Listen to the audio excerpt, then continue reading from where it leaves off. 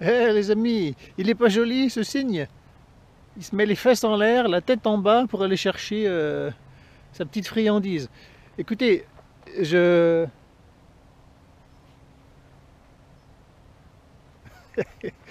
Parfois nous on doit faire un petit peu pareil. Se mettre les fesses en l'air, la tête en bas.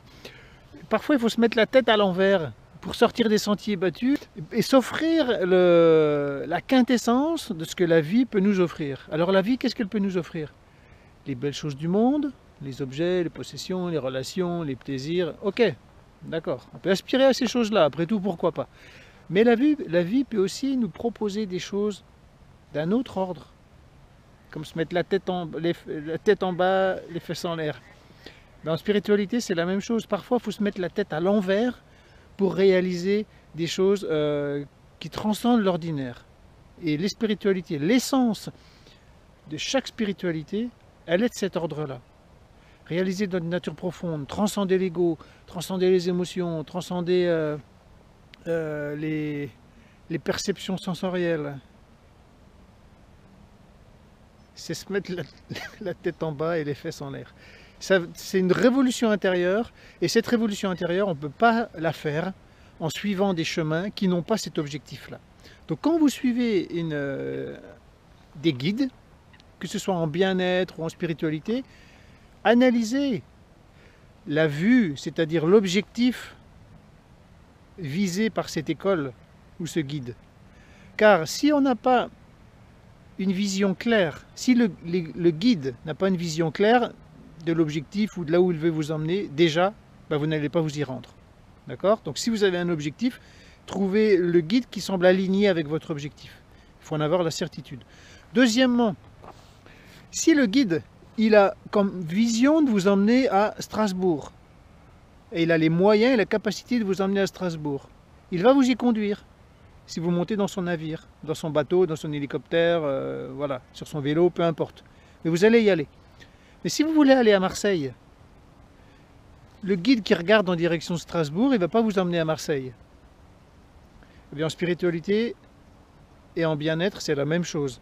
Si vous voulez transcender les émotions, si vous voulez mettre un terme aux émotions conflictuelles, les émotions conflictuelles, il faut des voies qui regardent dans l'au-delà des émotions, c'est-à-dire les voies qui vont vous emmener à transcender les émotions, ou à auto-libérer les émotions, ou à identifier les mécanismes qui vous font tomber dans les modes égotiques, car c'est l'ego qui est le siège et la victime des émotions.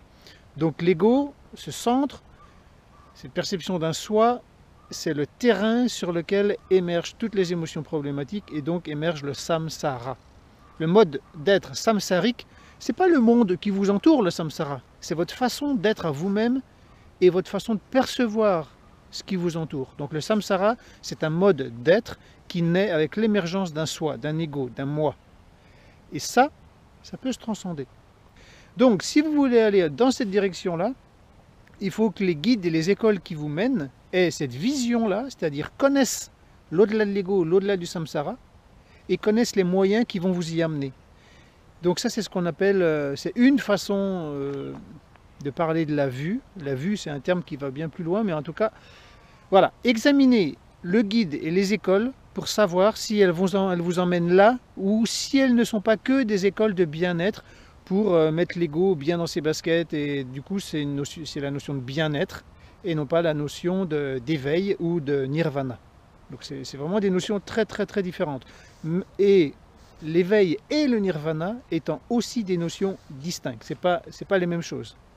Il y a plusieurs formes de nirvana, mais on va dire pour résumer, nirvana n'est pas éveil. Voilà. Écoutez, c'est ce signe qui m'a donné envie de vous parler. Donc si vous voulez vous mettre les fesses en l'air et la tête en bas, c'est-à-dire faire une révolution intérieure et réaliser ce qui est au-delà du samsara, je vous invite à me rejoindre concrètement dans le programme Toucher le Bouddha. Donc rejoignez l'aventure, visez gros, ayez vos petites peurs, de vous engager sur des voies sur le long terme, vos peurs ou alors vos certitudes qui vous font dire ah, l'éveil c'est pas pour moi, c'est farfelu, on en parle mais c'est un mythe, c'est pas pour moi dans cette vie. Toutes ces pensées-là, les amis, on va les chasser, je vous garantis, à coup de balai, à coup de karcher, et on va vous faire avancer. Donc je vous embrasse et je vous dis à tout bientôt. Cliquez sur le lien pour nous rejoindre dans l'aventure Toucher le Bouddha. Vous allez tomber sur une page avec les explications du programme en détail.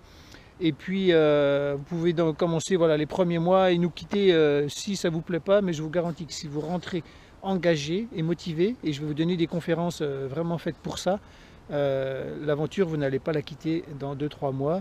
Et vous n'allez pas la quitter non plus dans quelques années, parce qu'elle va durer sur du long terme. C'est du gros, c'est du lourd, c'est du...